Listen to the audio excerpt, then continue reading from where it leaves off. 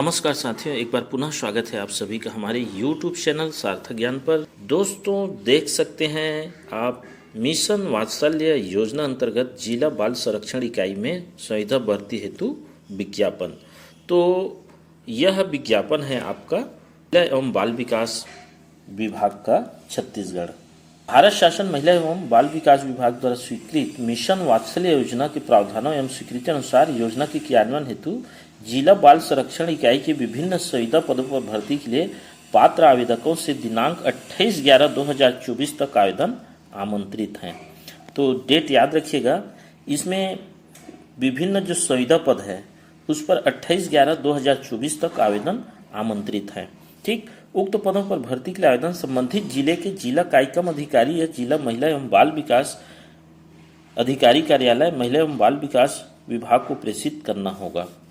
दोस्तों, चैनल पर नए होंगे तो सबसे पहले चैनल को सब्सक्राइब कर लीजिएगा, बेल आइकन प्रेस कर लीजिएगा, इससे आपको मेरे वीडियो का नोटिफिकेशन पहले मिलता रहेगा। चलिए देखते हैं इसमें क्या दिया है। इसमें जिला बाल संरक्षण इकाई में रिक्त पद का विवरण दिया गया है। ठीक, यहाँ देख सकते हैं फर्स्ट क्रमांक में जिला बाल संरक्षण अधिकारी, इसमें आपका बालोद जिले का दिया है। देखिए, एक पद है यहाँ पर बालोद जिले में, यहाँ उसका मासिक वेतन दिया हुआ है, ये आपका 44,023 रुपये। दूसरा नंबर पर है संरक्षण अधिकारी संस्थागत देखरेख का, एक पद है यहाँ भी अनारक्षित में, ये आपका मासिक वेतन हो गया। तीसरा में विधिक सह परीक्षा अधिकारी का है, एक पद यहाँ भी है।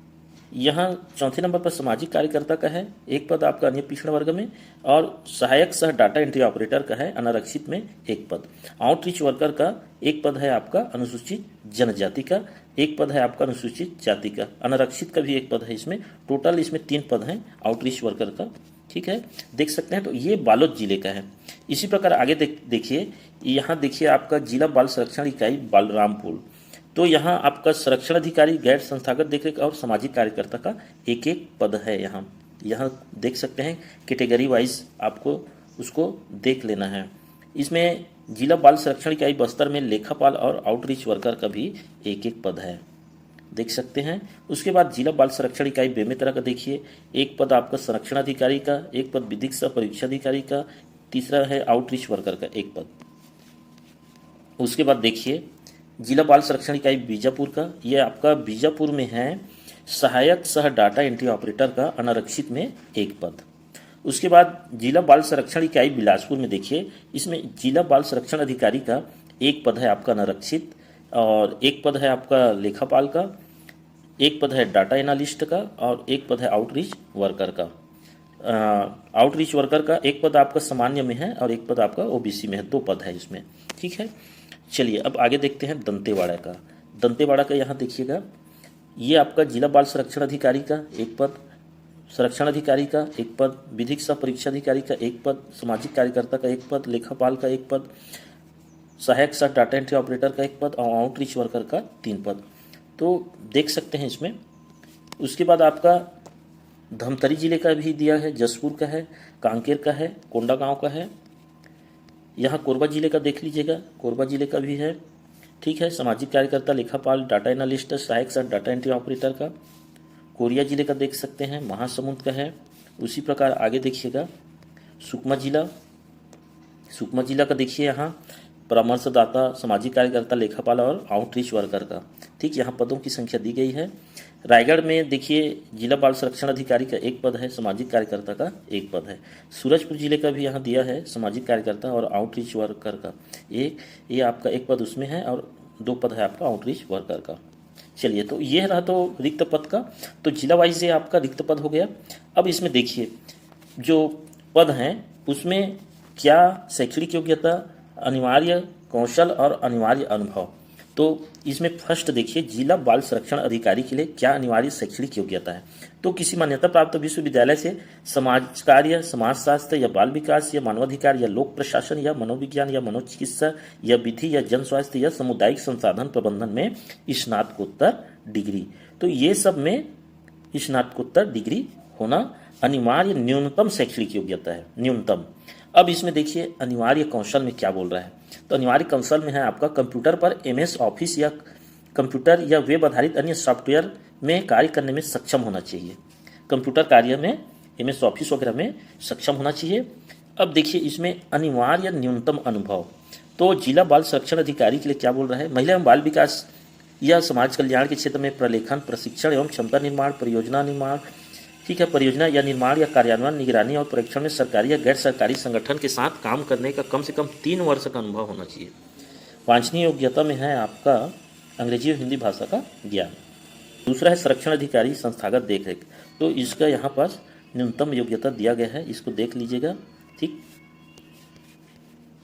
यहाँ देखिए और क्या दिया गया है, ये आपका संरक्षण अधिकारी गैर संस्थागत देखरेख का, उसमें भी है योग्यता और ये सब दिया हुआ है। तो स्नातकोत्तर डिग्री मंगा है, साथ ही साथ इसमें और देख लेंगे जो अनुभव वगैरह है ये सब। ठीक, अब उसमें आगे देखिए विधिक सह परिवीक्षाधिकारी, तो इसमें क्या बोला है देखिए, किसी मान्यता प्राप्त विश्वविद्यालय से LLB न्यूनतम शैक्षणिक योग्यता, और ये अनुभव के संबंध में इसमें भी MS ऑफिस वगैरह का बोला है। 2 साल का अनुभव इसमें ये बोला है आपका महिलाओं और बच्चों के लिए अधिकारों के क्षेत्र में सरकारी या NGO या विधि मामलों के साथ काम करने का कम से कम 2 साल का अनुभव। ठीक, इसमें वांछनीय योग्यता में अंग्रेजी हिंदी भाषा का ज्ञान बोला है। देखिए परामर्शदाता में क्या मांग रहा है इसका, ये आपका ये देखिए यहाँ PG डिप्लोमा इसमें भी मांगा है, कंप्यूटर से रिलेटेड ये कार्य करने का 1 वर्ष का अनुभव इसमें भी है। सामाजिक कार्यकर्ता में देखिए, सामाजिक कार्यकर्ता के लिए किसी मान्यता प्राप्त विश्वविद्यालय समाज कार्य या समाजशास्त्र या सामाजिक विज्ञान में स्नातक। ठीक, यहाँ भी कंप्यूटर से रिलेटेड अनुभव मांगा है काम करने का, और यहाँ 1 वर्ष का अनुभव।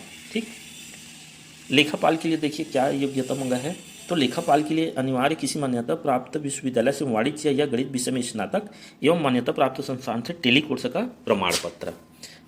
कंप्यूटर पर यहाँ भी काम करने का अनुभव मांगा है, सक्षम होना चाहिए, 1 वर्ष का अनुभव है आपका, ये मांगा है। डाटा एनालिस्ट में आपका मांगा है देखिए किसी मान्यता प्राप्त विश्वविद्यालय से सांख्यिकी या गणित या अर्थशास्त्र कंप्यूटर में स्नातक, और यहाँ योग्यता में और देखिए कंप्यूटर का और 1 वर्ष का अनुभव आपका। आगे देखिए सहायक सह डाटा एंट्री ऑपरेटर, तो इसके लिए आपका न्यूनतम योग्यता कंप्यूटर में 1 वर्षीय डिप्लोमा या सर्टिफिकेट के साथ किसी मान्यता प्राप्त बोर्ड या समकक्ष बोर्ड से 12वीं उत्तीर्ण। ठीक, अब इसमें देखिए हिंदी में 8000 डिप्रेशन प्रति घंटा की गति आपकी होनी चाहिए, और अंग्रेजी में 8000 डिप्रेशन प्रति घंटा की गति होनी चाहिए। 1 वर्ष का अनुभव मांग रहा है, और ये आपका वांछनीय में अंग्रेजी भाषा में कंप्यूटर कार्य करने का अनुभव और अंग्रेजी टाइपिंग उत्तीर्ण, तो इसमें याद रखिएगा ये डाटा एंट्री ऑपरेटर में। ठीक, आउटरीच वर्कर में देखिए क्या मांगा है, न्यूनतम क्वालिफिकेशन आपका किसी मान्यता प्राप्त बोर्ड या समकक्ष बोर्ड से 12वीं उत्तीर्ण।